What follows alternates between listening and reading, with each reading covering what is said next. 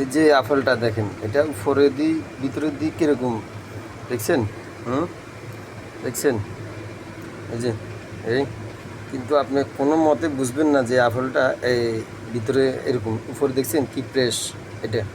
হ্যাঁ, এই যে এই উপরে কি ফ্রেশ, ভিতরে কোনো জায়গা দিন নাই খাওয়ার মতন। হ্যাঁ, এই আপেলটার দাম কত জানেন? বাংলাদেশি এই টাকা এই আপেলটার কেজি হচ্ছে একটা মিনিমাম হলে 1400 টাকা কেজি, বাংলাদেশি টাকা এই আপেলের কেজি।